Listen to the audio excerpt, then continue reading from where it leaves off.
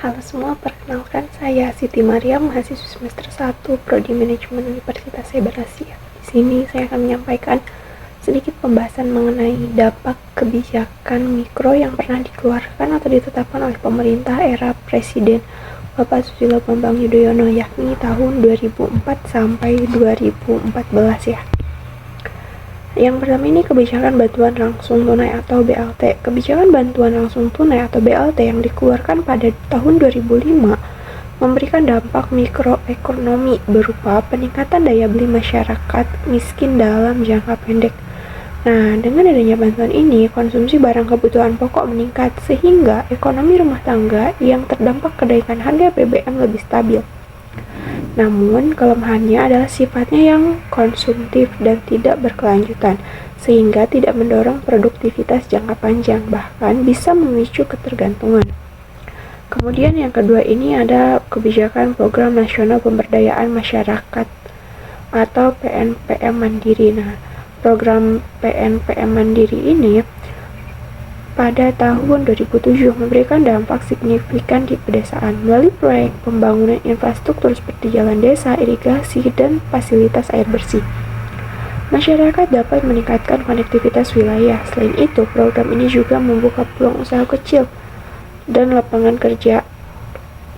Namun, pengelolaan dana yang kurang baik di beberapa daerah menjadi kendala karena tidak semua desa memiliki kemampuan manajemen yang memadai. Nah, kemudian PPh final 1% untuk UMKM. Pada tahun 2013, insentif pajak melalui kebijakan PPh final 1% untuk UMKM berhasil meringankan beban pajak pelaku usaha kecil. Dengan pajak yang lebih sederhana dan ringan, banyak pelaku UMKM merasa terbantu, sehingga modal usaha menerima dapat dialokasikan untuk perkembangan bisnis. Meskipun begitu, kurangnya sosialisasi membuat kebijakan ini tidak sepenuhnya dimanfaatkan oleh pelaku usaha di seluruh wilayah. Nah, kemudian klaster UMKM dan pertanian. Nah, klaster UMKM dan pertanian ini ditetapkan sejak tahun 2008, mendukung sektor produktif seperti pertanian, peternakan, dan perikanan dengan memberikan akses ke pembiayaan dan teknologi. Kebijakan ini meningkatkan produktivitas dan daya saing usaha mikro serta mengurangi ketergantungan petani pada tengkulak.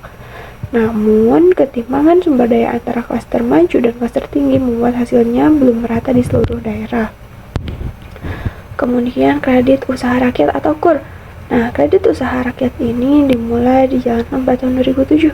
Sangat berdampak bagi pelaku UMKM yang kesulitan mendapatkan modal. Akses pembiayaan dengan bunga rendah tanpa angsuran besar mendorong banyak usaha mikro untuk berkembang dan menciptakan lapangan kerja baru. Namun, dalam praktiknya, risiko kredit macet muncul, terutama jika pelaku usaha tidak menggunakan dana untuk kegiatan produktif. Kemudian, kebijakan yang keenam yaitu program infrastruktur skala mikro. Program infrastruktur skala mikro diluncurkan pada tahun 2008, membantu menggerakkan perekonomian desa. Pembangunan infrastruktur kecil seperti jembatan, jalan desa, dan irigasi mendukung distribusi hasil pertanian dan meningkatkan efisiensi usaha mikro di daerah terpencil. Meskipun begitu, program ini sering terhambat oleh kurangnya transparansi dan distribusi yang tidak merata, sehingga tidak semua desa dapat merasakan manfaatnya. Oke, cukup sekian yang saya sampaikan mengenai dampak kebijakan mikro yang pernah dikeluarkan atau ditetapkan oleh pemerintah era Presiden Bapak Susilo Bambang Yudhoyono.